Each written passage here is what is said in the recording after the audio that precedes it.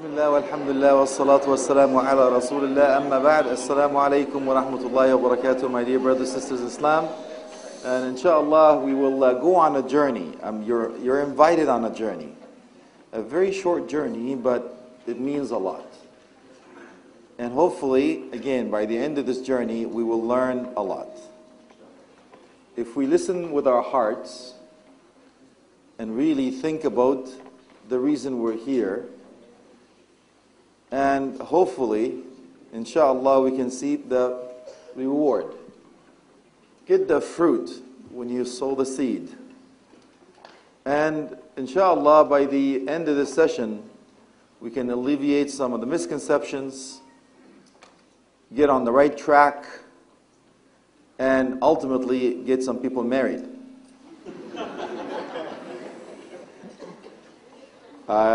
The brother was coming to me, I misunderstood him from the Sydney posse. He's already embarrassed covering his face, but don't worry, man, we won't point you out. When I was under the impression he was married to two of the sisters, sadly I was mistaken. He was still looking for his first wife. So we're making advertising on the brother's behalf. Inshallah, we'll come up with a game plan for everyone that is looking for a spouse, inshallah. The topic is marriage, the dilemma of marriage. And, why is it stressful? Why is it a dilemma? Because we make it a dilemma. Because we make it stressful. Because we stayed away from the Quran and Sunnah. And what did we take on? Urf. We took on tradition, cultures, habits, old baggage, luggage, what we call back home. Still, I deal with this a lot, either before, through, or after. And it's so simple, subhanallah, but we make it difficult. Let us start this journey quickly. The number one reason you will have a successful marriage, inshallah, is by being proactive, by doing your homework. We talk about this in details, inshallah, in the course, but we're taking you through a sort of a quicker tour tonight. Please understand that if you don't pave the way in a profound way, a solid foundation of your marriage, you will have a shaky start. Not a very good way to start. So let us start beforehand, before marriage in itself. I'm going to ask some questions, and hopefully it'll trigger something. I'm going to ask a very simple question. What is number one haqq? What is number one right for your children? Anybody knows? MashaAllah, what is it? A good mother. MashaAllah. Who is that? Allahu Akbar. Good for you, akhi. Wallahi, he's right. Most of the time I get a lot of answers, but that's exactly it. And he didn't have to call a friend or alhamdulillah, survey says number one and all that stuff. It's true. Being a proactive father or a mother is choosing the righteous spouse. It's true. Very true. There are some more rights for your child. We'll take them in details later, inshallah. But now at least let's pave that way. We're going to take you through this process of choosing the spouse, then getting this wedding thing out of the way. How stressful can you be? So we talked to the sisters early on today. We talked about this building, of dreams. I'm talking to the brothers now this time, just a little bit. When I go to universities, usually speak to the youth, I tell them, Akhi, what do you remember from the hadith, man? When Prophet Muhammad ﷺ mentioned 4 criterias. for the sister to look for to wed? What do you think number one on the Yeah, I remember the hadith, man. What do you remember? لِجَمَالِهَا, of course. For her beauty, man. It's true. It's very true. Beauty is actually there. Ibn Hajar al-Asqalani, rahmatullahi alayhi, he actually mentioned that, and we'll take the reason we say that for, not here, but another stand. But Islam is a practical religion. It's true. Prophet Muhammad sallallahu alaihi wasallam mentioned these 4 criteria for a reason. So you want to look for a beautiful wife. Because if you don't have a beautiful wife, according to your standards of the eye of the beholder, inshallah, because you walk downtown or somewhere in Australia in the summertime, may Allah help you, inshallah, or on university campus, and you see things, sisters in humanity walking around, and now you go home and look to your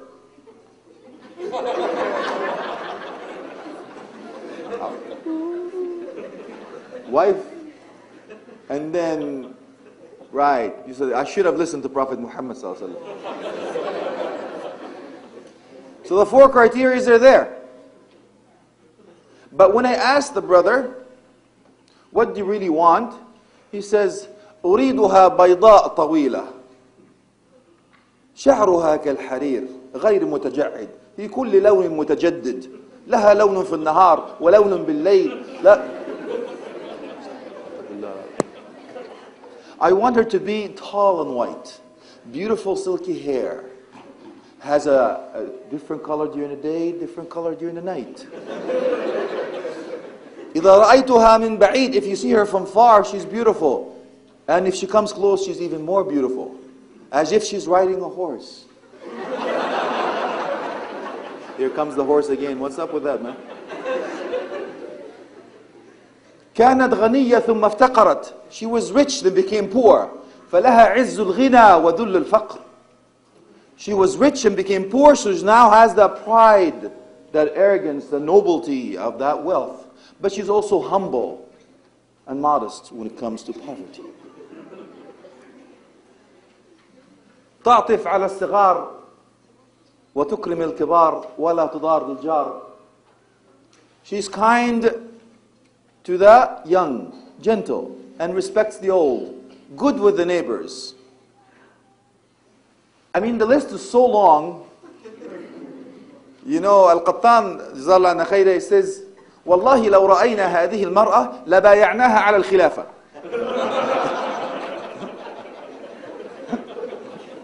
By Allah, if we find this woman that you have all these criteria for, we would have, then what? Put her as an Amir al-Mu'mineen, man. We took an oath, yes, so go ahead, you can lead this ummah. But then that same brother that is coming to look for all these things in that future wife, you look at him and he looks like this. Are you kidding me, man? Allah musta'an. So we put pressure on ourselves for not being realistic and not heeding to that Islamic marriage strategies and the Quran and the Sunnah, inshallah. So there are 2 criteria for the sisters and 4 criteria for the brothers. Inshallah, we are not going to emphasize that. But I want to give you one thing. Prophet Muhammad sallallahu alaihi wasallam has given you one that you cannot go without. Which one is that? The deen. Very good. So I will give you with a one visual that hopefully you will not forget. Okay? So we now know that لِجَمَالِهَا, her beauty is a given. As we mentioned, Islam is a practical religion. And now the wealth, the lineage, the family, and the deen. So, number 1 on Prophet Muhammad sallallahu alaihi wasallam's list, the most important of all, is the deen. So we'll put it up. Deen is number 1. Very good. Deen is number 1. Don't forget that. Right on. But in the process of choice, we know that we go for beauty first, and I will explain the reason why behind it, inshallah. But really, the most important foundation is deen. So number 1. Now, she is beautiful. Bonus. Put a 0. She's at 10. All right. Now she's also rich. That's 100%. Put another 0 here, man. Now she's also comes from a good family, good upbringing, environment. That's batting 1,000. Now take away the deen. What do you got? 3 zeros. Enjoy.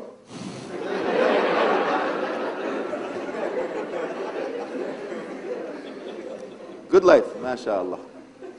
Now we already know the sisters is looking for this man on the white horse and all that stuff and the things that we talked about earlier. And that's where the dilemma comes in. Why? Because they've been reading this story with this guy and this guy that's coming in with all these fantasies, right? When they're young, they've been planning this wedding. It's true. It's true. And I'll tell you, I've actually been to a wedding where the guy had to come in on a white horse. Wallahi, akhi, I'm telling you the truth. He made it very difficult for all of us. How do you top that? And I had to sign a wedding with a feather, and it was beautiful. It's beautiful, romantic. It's true. It's very true. But what happens into that process after choosing the spouse and so on? Now you have to fight. Fight whom? Now the parents are coming in on one side. Religious aspect is on one side. Then you have the urf, traditions and cultures on one side. You're born and raised here, but your parents still do what?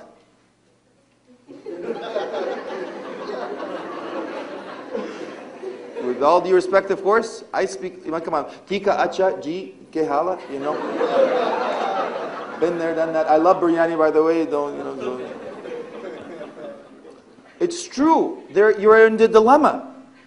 Your parents want you to have this. And by the way, your parents have already chosen a spouse for you. But you don't know it yet. I have heard this. One brother got a phone call. Hey son, go pick up your wife from the airport. She's coming and... Now what do? You're in a dilemma. You want to please your parents because you don't want to disobey them because there's rules and regulations that has this 1, 2, 3. But now you want to live your life. You do not want to receive your wife in a parcel where you have to sign for her and go, ah! For the first time in your life to see this woman. It's against the sunnah, by the way, you're supposed to see her, right? So now what happens? You go through a struggle. You go through a struggle. And then who do you please? Your parents? Yourself? Culture? What? How about pleasing Allah subhanahu wa ta'ala? How about following the sunnah of Prophet Muhammad sallallahu alaihi wasallam? You can't go wrong. Now this is one of the hurdles. The other hurdle. Ka-ching! You see, in some countries, there's a big price tag in order for you to get married. No, we haven't done the wedding yet. We're talking about dowry.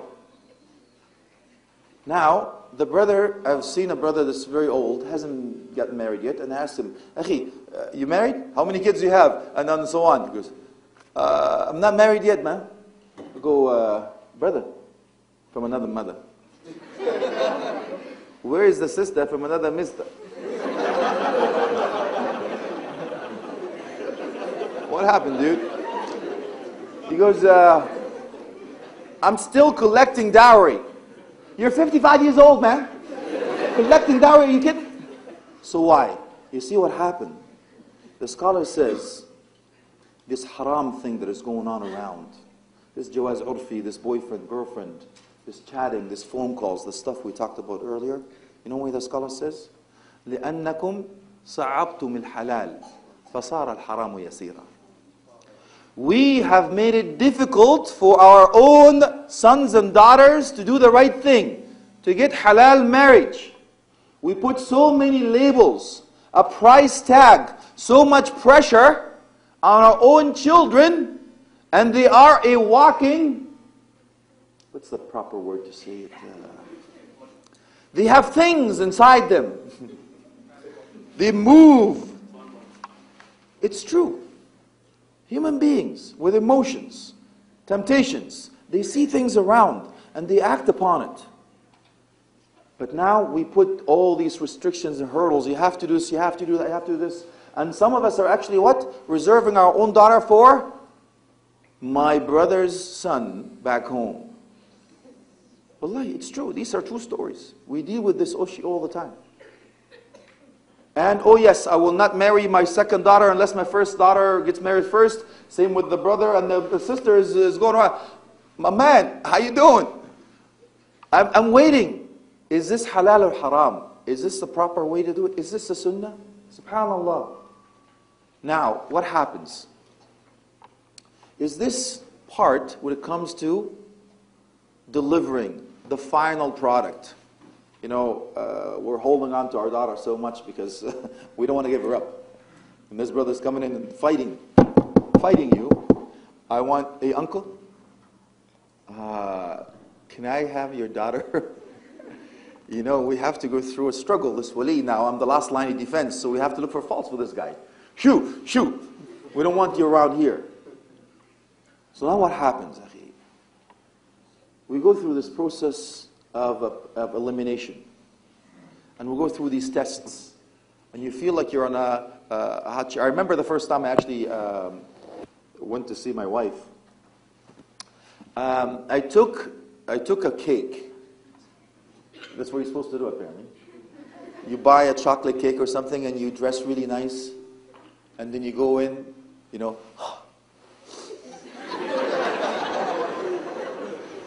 You know, the shoes in the back and you polishing and all that stuff. And you're like, your heart is going. And now you knock on the door and all of a sudden you see this, like the fire dragon, whatever you call that. You know, you go in and you have your father, her uncle, her brother. It's like you're feeling your fire squad. And they're shooting at you with all these questions. You go, I just came to ask for her hand in marriage, man. So, of course, the first time I actually did not see my wife. It's true. So I am going back and going, and I'm waiting for a phone call. I had to go through the process with that firing squad first. And I had the second phone call. And I go in for the second time. Like interviews. Trying to get a job as a husband. And now I had to buy another cake. This is costly, man. What's up? And I had to go with another suit because otherwise they will think I only have that one suit that I'm trying to impress these people. Again, the whole duration of the interview, she didn't come out. She didn't come out. So I'm going, alrighty then. So just before I go, Jazakumullah khairan, thank you. I get the hint. Cool. You don't have to. You don't worry about it. So something pushed out. They actually had to push her out in order for me to see. These are things, it's true. Like the more difficulties and all that stuff, I understand. But now, when it comes to even the process of, yes, you agree on certain things and parents agree with each other and the children and money, job, place, where, what language, kids and all that stuff, different criterias. Here comes another major hurdle. What is it? The wedding. You're right. The wedding itself. Allahu Akbar. You know, I know that some certain cultures have so many, mashallah, events in order for the brother to actually get to be, you know, alhamdulillah, halal inshallah, you know, with her, it's amazing the hurdles that they put through. What happens? First, they have something I believe called, you know, nikah ni'ma. Then you go rukhsati. Then they go bankruptcy. And they go. By the time the brother is actually married and alone with his wife, he's $40,000 in debt. How do you start your life in a minus? Honey, we're broke. So we have to raise money to be able to say we're even or we're broke. Subhanallah. So I say, why, akhi? Why put pressure on yourself? And ukhti, why is it then? And the most answer is, because my cousin did this. Or my this did that. My dowry was this, and her dowry was that. And that, what will people say? How can we? And wallahi, it is very difficult. Very difficult, even though that we identify ourselves as a Muslim. But we buckle under pressure because of the people, the cultures, the urf, these traditions, these things with a price tag. And of course, the dilemma, living in this society, what happens? What kind of a wedding will we have? You know, right or the left? Are we more the moderate? So maybe the brothers on this side, the sisters on that side, and the married people in the middle? Will we be doing the duf or what anashid? Or what kind of all these things that they actually fight, and believe it or not, some marriages break up before they even get to the first base because they cannot get together on this. And what happens, of course, during that wedding? Guess what happens on during the wedding? Apparently it has to start with Quran. Because I go into the weddings, doing this marriage certificate thingy, and you know, the sisters, amazingly enough, I call this the convertible hijab. The sisters have this beautiful shawl on their shoulders, and they start the wedding with "A'udhu billahi minash shaitanir rajim." They start the Quran, and all of a sudden, amazingly, a miracle happens. The sisters with the scarf on their shoulders, what happens? They go, Allahu Akbar. All the sisters are muhajjaba now. Ashhadu an la ilaha illallah. This is amazing. I have seen this with my own eyes. Then, after a while, what happens? Sadaqallahu al-azim. What happens? A'udhu billahi minash shaitan. Wastaghfir. La hawla wa la quwwata. So close, yet so far. As if hijab was just there in order for you to put it when the Quran is recited. Subhanallah, ya akhi. Now, in the wedding in itself, these dilemmas, these hurdles that we go through, it's a moral dilemma for us. What do we do? So I have a little bit of a game plan for you, inshallah. Because we are looking for solutions. We are here to do something that is called the right thing. And sometimes doing the right thing may not be the right thing to do, but doing things right may not be the right thing to do, or doing the right thing may not be doing things the way that we think they are. It's true. So in order for us to go through this beautiful journey, I'm going to invite you to come to Home Sweet Home. Next year when I come back to Australia, inshallah, to give you the rundown and everything else. But to leave you with a few things. First, I'm talking to the guardians now. Specifically, the fathers. You know, Allah subhanahu wa ta'ala gave you that power, akhi. فَلَا تَكُنْ مِنَ الْمُعْضِلِينَ لَا تَعْضُلْ. Don't misabuse. Don't abuse this power or misuse this power. It's true. You are the last line of defense. So we say, اتَّقِ اللَّهِ فِي ابْنَتِكَ. Be conscious of Allah subhanahu wa ta'ala. Fear Allah in your daughter. Treating with your daughter, inshallah. Please understand, ukhti, that you are looking for the father of your children. Not just a husband. You're looking for the father of your children. Same with you, akhi. Because right now the brothers are looking for certain things, but we have a short vision. When we look down the line, could this person be the mother of my children? There are books that we actually have to read and put these things together. 1,001 questions. There's a few little tests. Does she fit the criteria? What happens? Go back to Shuraih al-Qadi.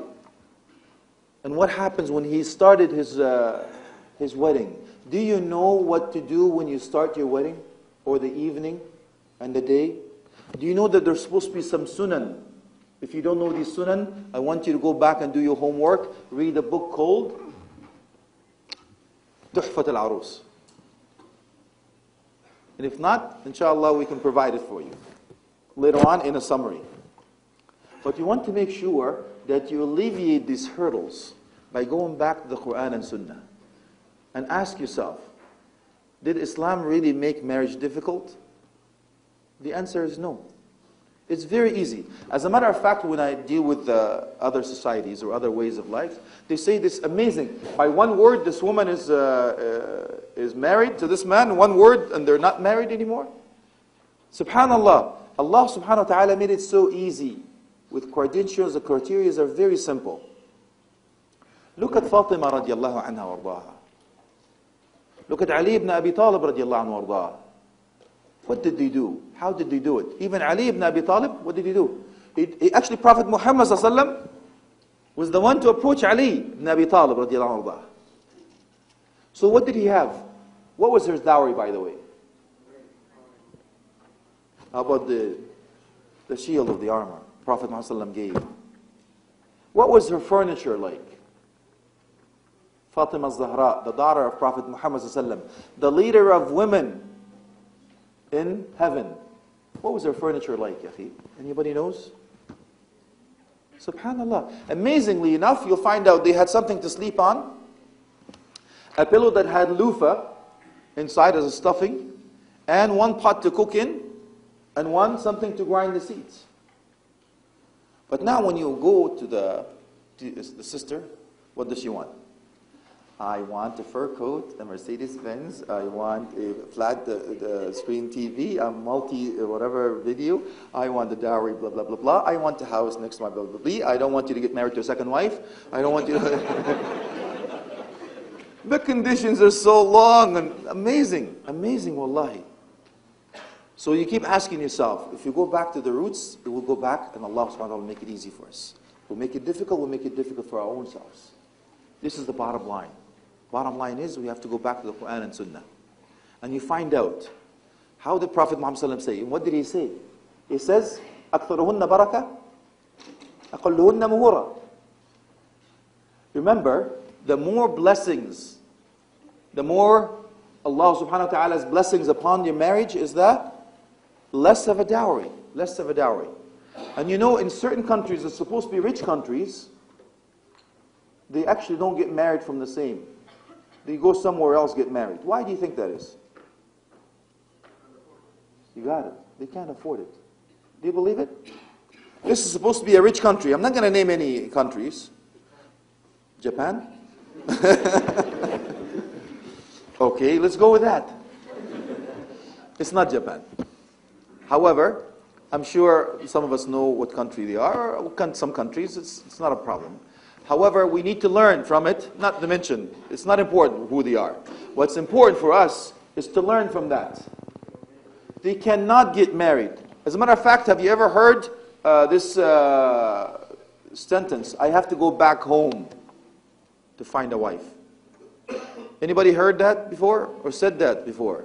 Have to go back home to find a wife. Why do you think you want to go back home, Akhi, to find a wife? Anybody knows? Why would you even fathom or think of that? Because you cannot afford some, it's true. Or they will think it will be easier that way. So what we're saying here, let's help one another to do the right thing. Let's help one another to come back. Let's help one another to do what is supposed to be done as according to Islam, Quran and Sunnah. So my proposal for you is very simple. I do this with every community I go. I'm going to ask a couple, a very well-known, respected couple in the community to come forth. Not here, I'm just not asking you to do it now, but inshallah to take it upon yourself as a husband and wife. Because we see a lot of sisters want to get married and they can't find the brother, or don't know how to deal with it, or meet, or talk, and how to get to know them. Same thing with the brothers. There are a lot of brothers who want to get married, but they just don't know how to, you hook 'em, I fry 'em. They don't know how to clinch the deal. How do I do it? So I did this with my wife. I asked the brothers, anybody wants to get married, they send me an email, would tell me who they are, what they're looking for, and send me a picture. And I tell the sisters, anybody wants to get married, do the same thing, but email my wife. and then we try to match. We don't do this as a business, but we do it as a community. Wallahi, I'm not asking if the brothers are doing this as a business. May Allah bless you. Good for you, wallahi, inshallah. I don't mind that at all.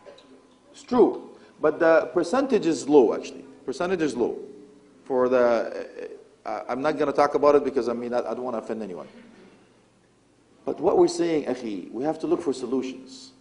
The problem we're having is our brothers and sisters are actually doing something that is haram, or actually getting married to somebody else, even outside of the faith, because they have an easy way. They have it as, okay, I want to just make sure that I protect myself and do it, and do the right thing. The cause is noble. So what I'm asking from this community, inshallah, is to come with a solution. One brother, one sister, or a couple, inshallah, to come up with this idea. The idea of, and everyone comes forward with a picture. It's like as if you're applying. The things that you need to know about it. And go through the criterias. And then the sister will do the same thing. Being entrusted, of course, with this information that will not go anywhere, try and match. And that happens, I will give you 4 pointers if you're ever selected. 4 points that you have to remember. The first thing is called istishara. The second will be istikhara. The third will be azm. And the fourth will be tawakkul. So let us explain. Istishara is consulting, doing your homework, asking about the background and the 4 criteria for the brothers and the 2 criteria for the sisters. And of course, we know the takafu, compatibility between the two in different ways. Now, after you've done that, you do istishara and istikhara. Istikhara means what, akhi? You're asking Allah subhanahu wa ta'ala to choose what's best for you. So, but if you go into istikhara with a predetermined attitude, you already know that what I want is, but I'm doing istikhara anyway, or you're doing istikhara and you're going like this. It doesn't work that way. So you're doing what? You're doing first thing, you're doing your homework. 1, 2, 3. The sister has all these criteria. The brother has all these criteria. Alhamdulillah. I see the sister walking to work, or the school, or whatever it is, or their family. I've seen the sister. And that's how I actually ask the brothers what to do. I tell them first, see the sister, akhi. If you like what you see, then proceed. Then you ask about the background. You ask about all these things. You've done your homework, pray 2 rak'at. To ask Allah subhanahu wa ta'ala to choose what's best for you. Because no one knows what's in the heart, and no one knows what's in the future except Allah subhanahu wa ta'ala. Now, once you get the green light, if things are going very smooth, proceed. If things are making it very difficult, no matter how hard you try, run! Abandon ship. Run, Forrest, run. Yeah, exactly. Allah musta'an. After that, by the way, you don't have to see anything in a dream or anything like that. By it's an illusion. So now the third one is after you get the green light, things are going smooth. Azm, determination. Number 4 is you put your trust in Allah subhanahu wa ta'ala. Very simple formula. When you start, I want to go back to Shuraih al-Qari, what I started with. I want you to sit down with that sister of yours. Sorry, not sister of yours, not good. With your wife, inshallah. As the Shuraih al-Qadi's wife said, says, Ala rislik. Hold on. He says, please tell me what you like, so I can do, and tell me what you don't like, and I will not do. Very simple statement, but we don't do it. We take everyone for granted. Amazing. Subhanallah. And then you talk about the goals, the comments, and all that stuff. And inshallah, the sunan. I want to start you off with the right sunan. And I will leave you with this, inshallah. What do you guys do after the wedding? I know you've seen the movies. Usually what happens?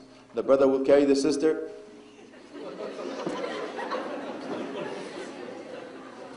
All right.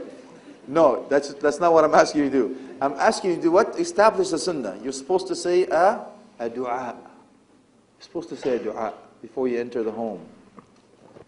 And then you enter with which foot? With the right foot. You're right. And what do you say? Bismillah, Assalamu alaikum. Of course, the dua is in Hisn al-Muslim, the fortress of a Muslim. Please get it. If you don't have it, get it. Best small little booklet that will help you through it, inshallah. Enter with the right foot. You say Bismillah, Assalamu alaikum. Why Bismillah, ya akhi? I'm talking to the brothers now. And the sisters, if the brother doesn't know that, slap him upside the head, wake him up quick, inshallah. Remind him. Gently, ever so gently, with TLC, with this, not the TV channel, tender loving care of the husband. Don't smack, you need the guy. So now you say Bismillah because everything is in the name of Allah. What happens? Shayateen will be out of there. We can't stay here. The name of Allah is mentioned. Assalamu alaikum. Why do you say Assalamu alaikum? Is there anybody there? The sister will probably think that you're talking to himself already. Allahu Akbar. Wait, man, I'll show you. And you'll really be talking to yourself for real. But why? Why are you saying Assalamu alaikum? You're right. The good, and there's also others. But I don't want to scare you because you don't have nightmares and so on. We'll talk about it. Bismillah, Assalamu alaikum. You enter with your right foot. Subhanallah, that's beautiful. And then what? Who knows what to do? What do you do first, akhi? Sorry? I heard it right. Allah yazdiki khair. Good man, mashallah, akhi. Most people don't know that, wallahi. My man, I've been waiting for 25 years, dude. You want me the first thing I come in to the house? Pray 2 rakat? You must be kidding.